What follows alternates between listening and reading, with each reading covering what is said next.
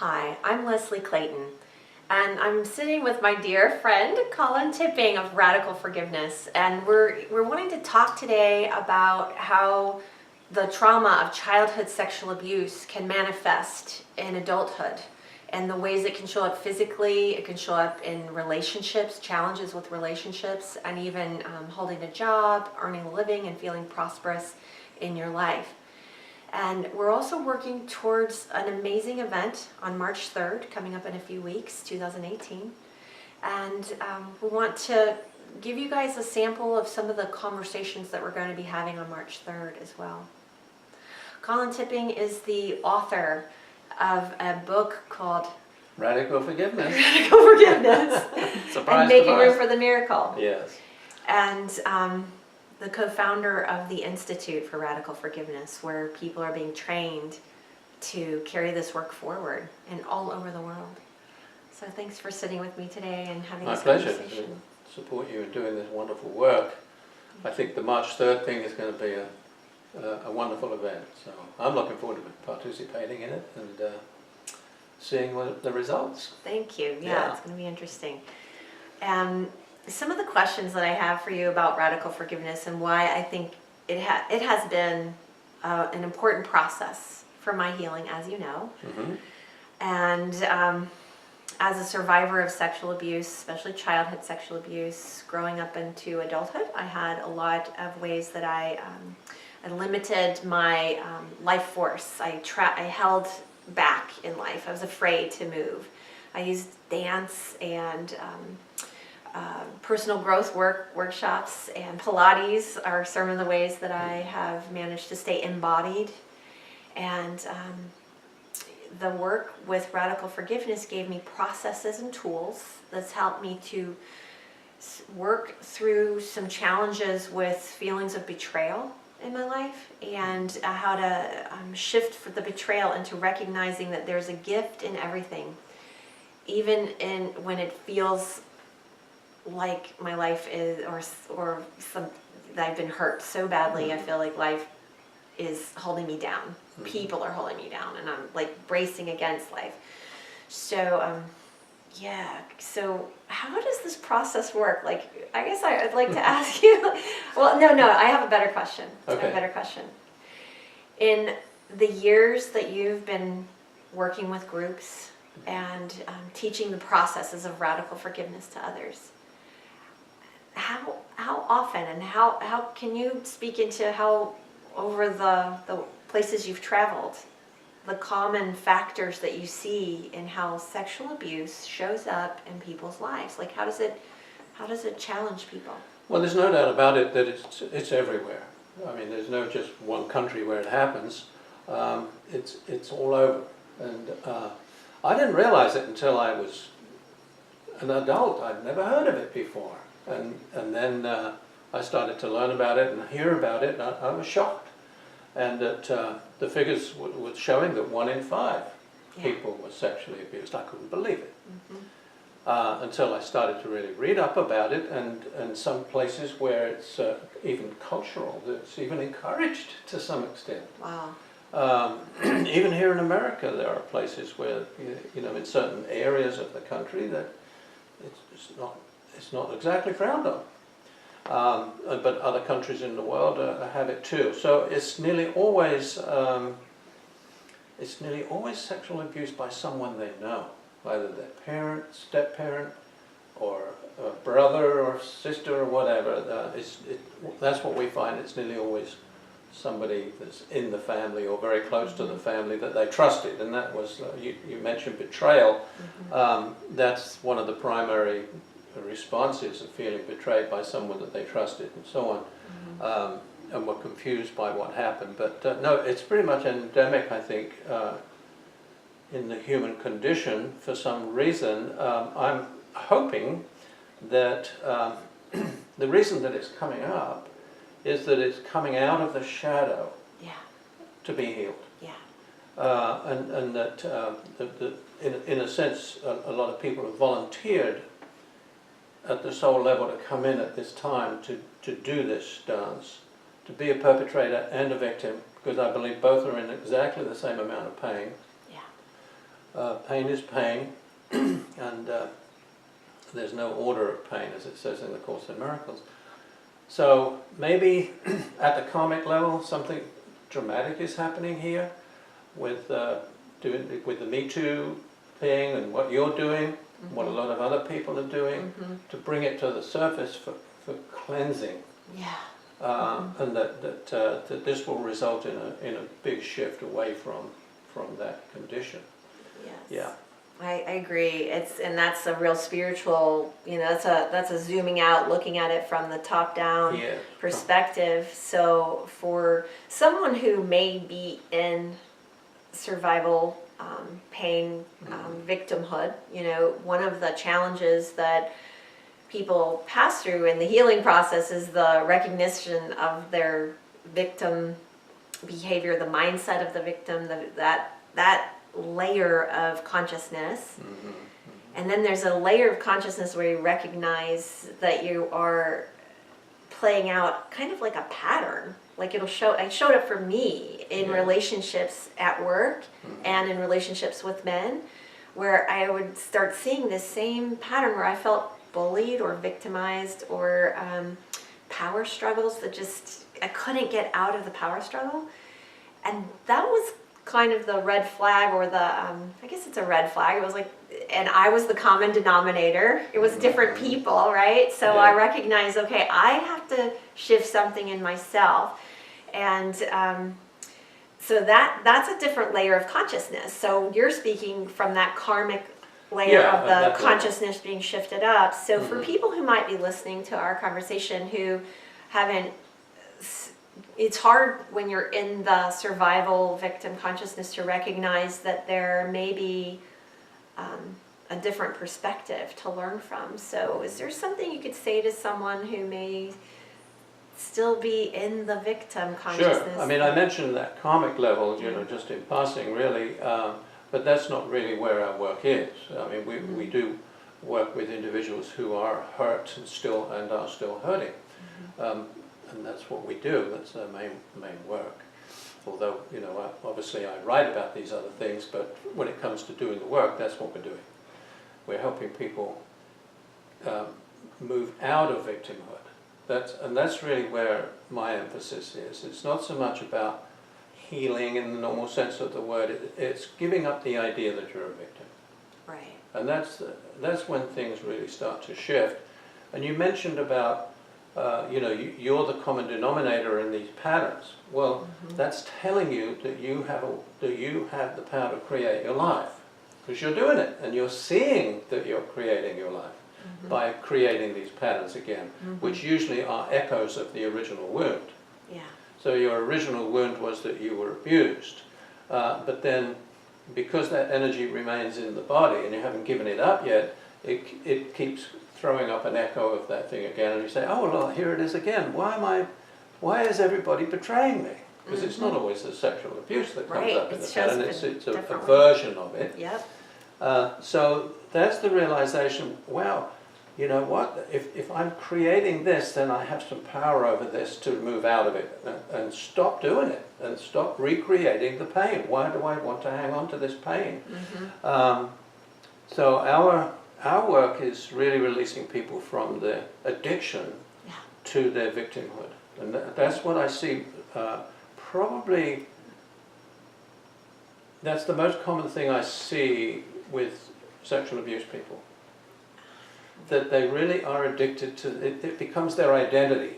I am an abused person. Yes, yes. And that parlays out into every aspect of their life, and they never get free of it. Because they're too attached to the idea that they're a victim. Well, life keeps showing up and proving it. Exactly. I know, I had that experience. Exactly. Yes, but once you know that, and then it ceases to have power over you, and you can then begin to make these shifts in consciousness about why this might have happened to me. Yeah. Did I actually choose it as a soul? Ooh, that's a big one. Did I actually choose this? Did I make a soul contract with this perpetrator of mine? Right.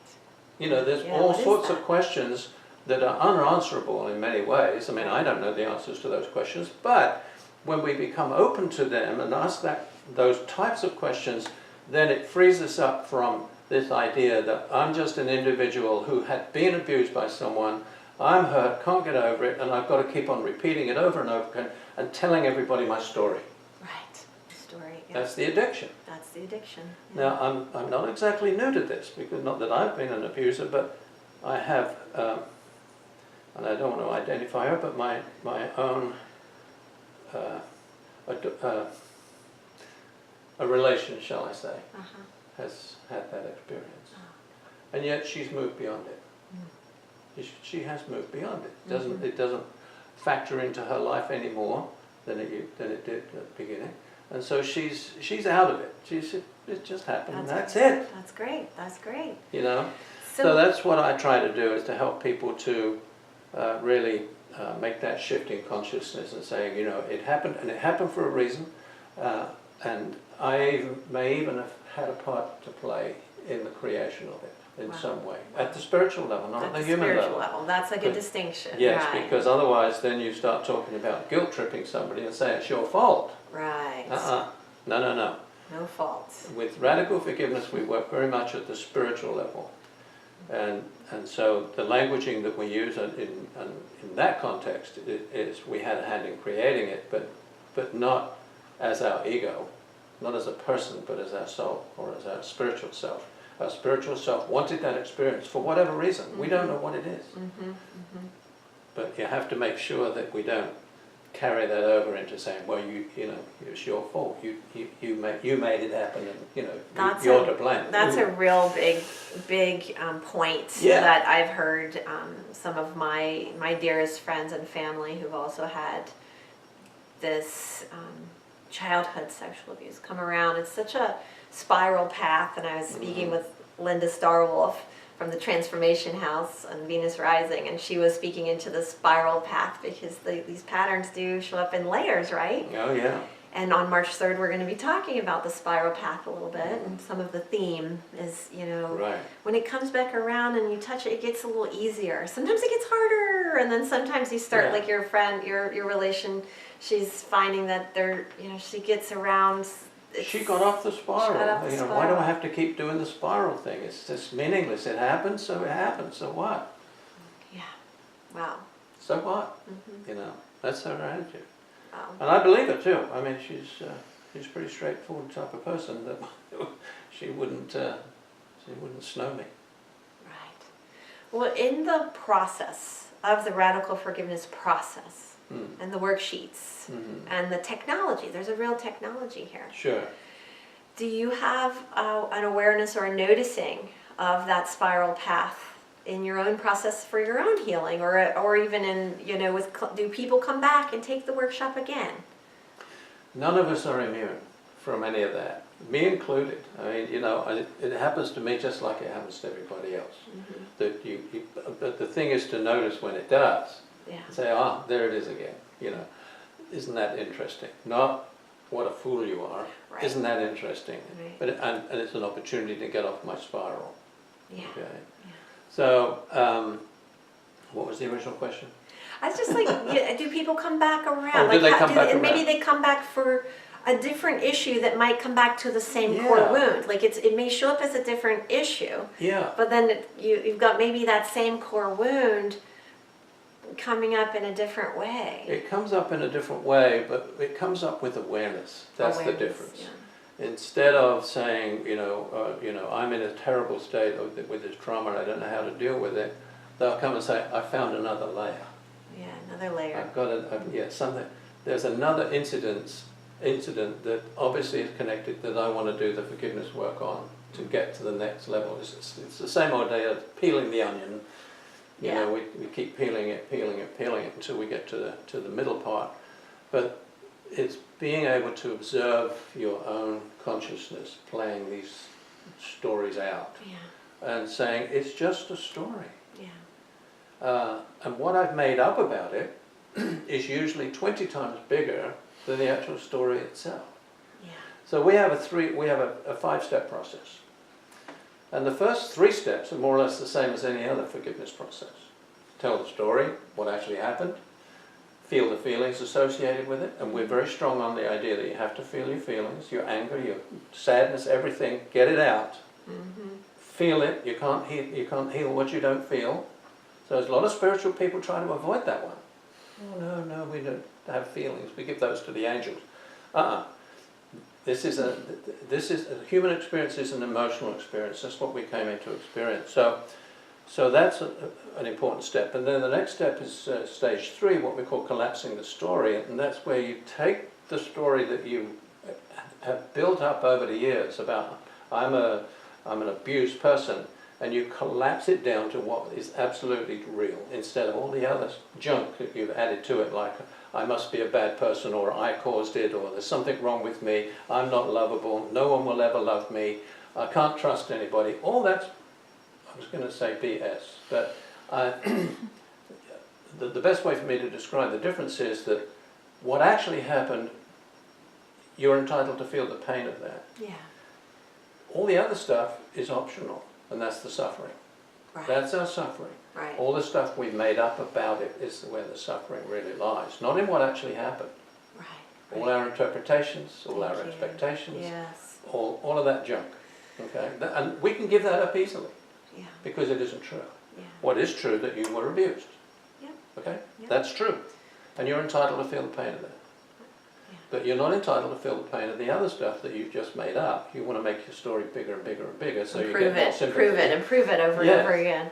Okay, so that's, Yeah. and then with that step also, you're invited to look at the other person and come up with some understanding of why they might have done that. Yeah. Are they an abused person? Yeah. Are they already wounded? Walk in their shoes for a little while. Yeah. Okay? And that helps a lot when you can see it from their point of view and recognize that the perpetrator is in just as much pain. That's been my hardest one. Yeah. I appreciate that step. Yeah. Yeah, it's been a hard one for me sometimes. And to have some empathy and compassion Mm-hmm. for that person. Okay. Yes. That's as far as traditional forgiveness can go. Can't go any further than that because it still believes that something wrong happened. Right.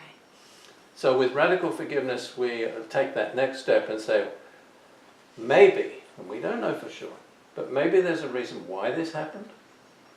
The part of my spiritual self required it and volunteered for it, for whatever reason, maybe for some karmic reason, or we just don't know. We don't know the spiritual story really, but we have a feeling about it. And what we have found over the years is that we always say to people, you don't have to believe this. Yeah.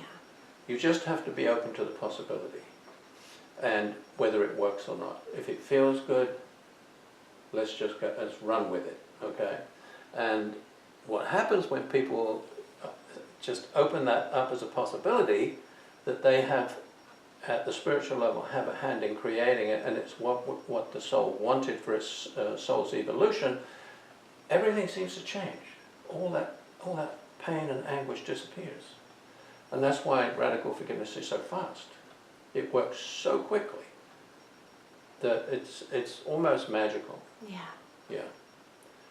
Yeah, I mean, I had some people in Switzerland, they came to a workshop where I was introducing radical forgiveness, and they were on at me. They had been so abused and so on. I said, well, come to my miracles workshop, let's get it out. And they said, all right, well, we can't. Well, they just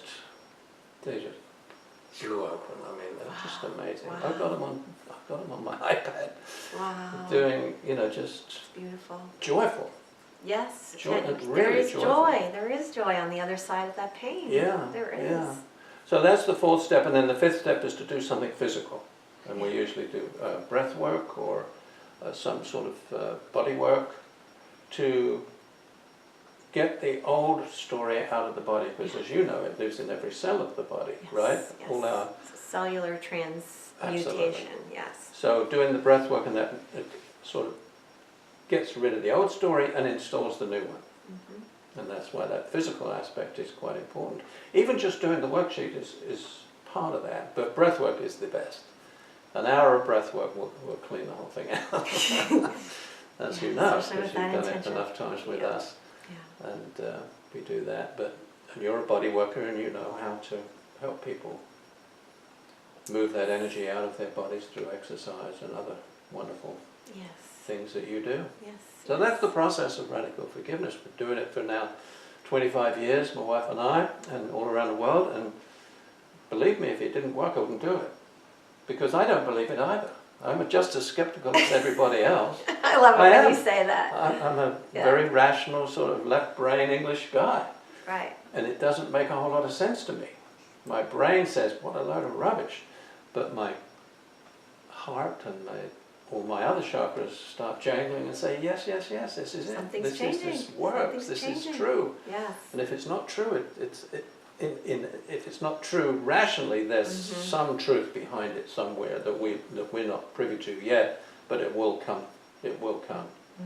So The human mind will start to, yeah. understand it. We don't have to believe it. Your process works. We've seen it over and over again. Yeah.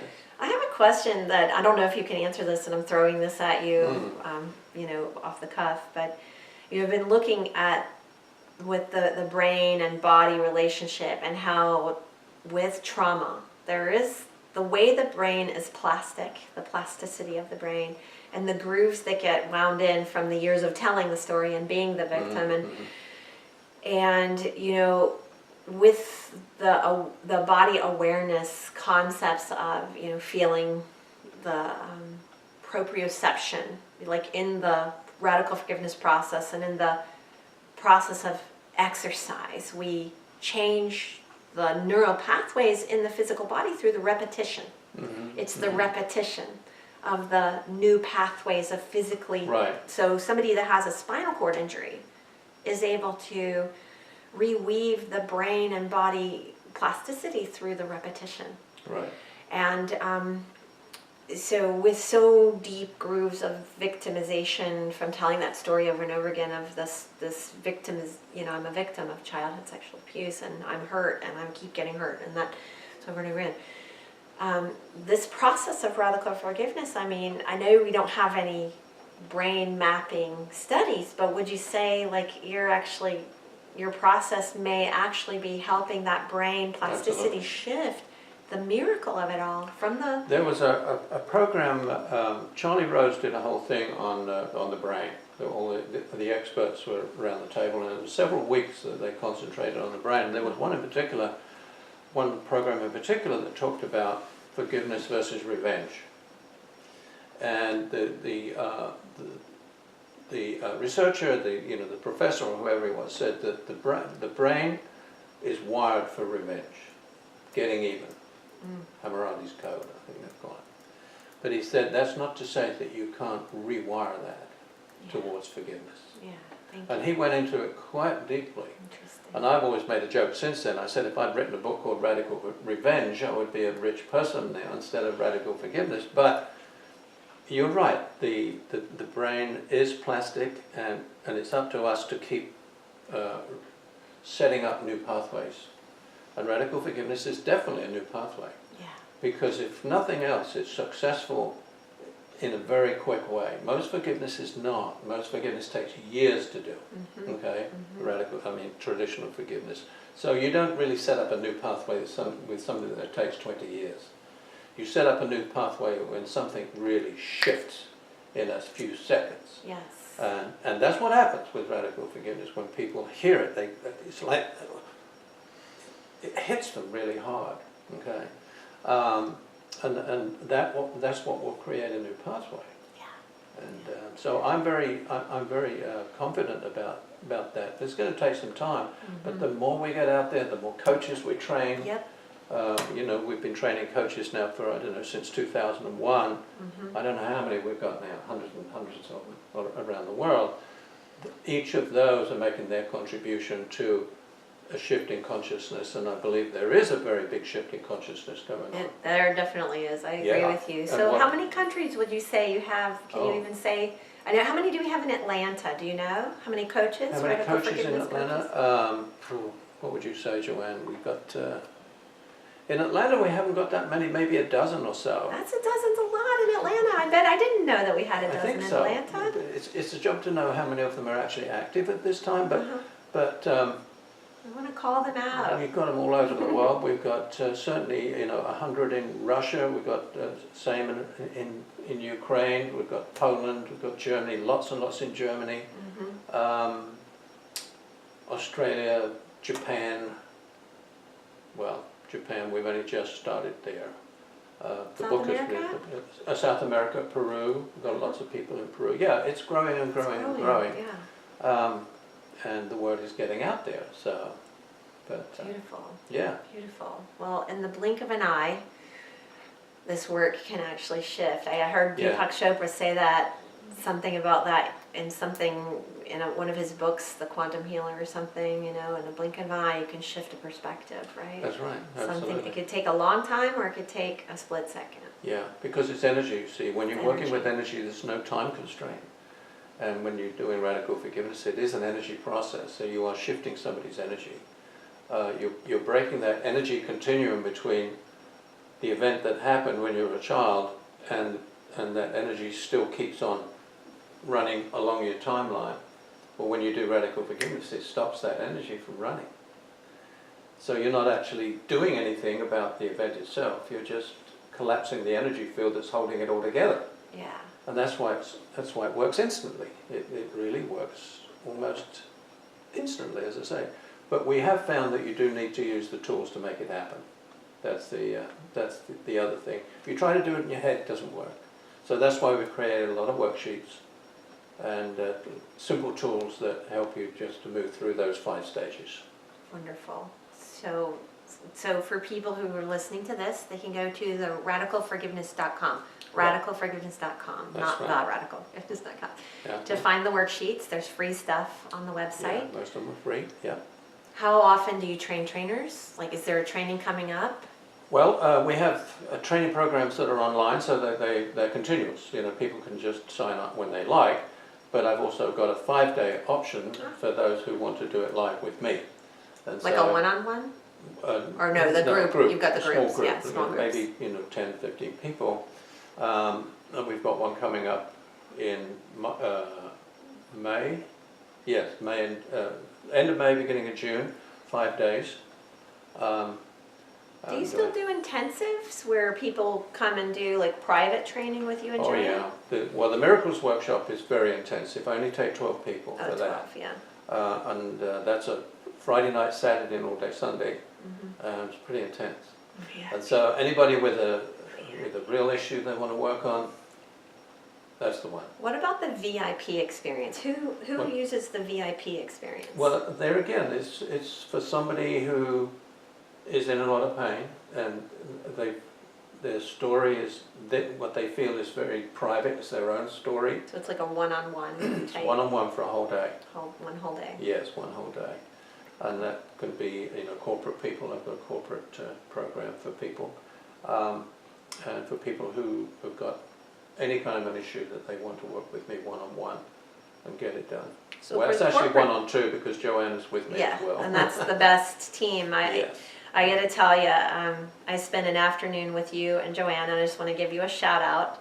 It was such an informal thing. I came up just to have a chat about launching the Joyous Heart Network in 2016, and I'm running my own Pilates studio, doing Pilates teacher trainings, trying to, I think my mom was really sick that year too, so I had a lot of personal things going on, and I knew that I wanted to launch this Joyous Heart Network, and I wanted to do it then, and I wasn't taking no for an answer. And the afternoon that you two spent with me gave me such clarity about how to manage my time management, clarity about my message, and I haven't put it all into action yet. I still have the notes that we did that day, and they're 2 years later still assisting me in the way that I'm launching this at my own pace. Yeah. I found the clarity I needed, and I just really want to give you that credit for that. Clarity is what we're looking for. Yeah. To help people get clarity. They usually have a pretty big decision to make one way or the other. We have a specific couples program called Make It or Break It. So, and that's actually 2 weekends. A couples program? Couples program where they come and do, the first weekend is trying to get clarity about their situation. Ah. No decisions, just get clarity. And then a month or two later, then we meet again, and that's decision time. And those are group process? that's a private, couple? private Okay, gotcha. But private don't you have a couples workshop or a relationships workshop too? Just was one coming up right now. We've got one, it's actually a brand new one. It's called Love and the Four Phases of Relationship. So again, it's all tied in with the notion of when you become spiritually awake, then your relationships begin to change dramatically. So for much of our life, we go through phases that are very difficult and lots of struggles, but that's what we came in to have, to experience the human experience and to feel what separation is like. But then once we've awakened, then we can move into the fourth phase, which is about really being happy, being equal partners, being respectful of each other, respecting boundaries, all that kind of Sounds stuff. good. I want that A one. wholly different one, yeah. So, Can I have that one? so that's coming up March 17th, I think it is, March 17th, 18th. Wonderful, wonderful. Whew, this is beautiful. I'm so glad that we had this chance to spend together. Thank you so Yeah, much you're for talking with me and for being such an important part of this Joyous Heart Network and for the just for the space holding you've done with me over 24 years. Yeah. 24 years I've met you, and We'll go you've been back my spiritual family, my spiritual mom and dad. Yeah, Thank you. you're welcome. And It's been our honor.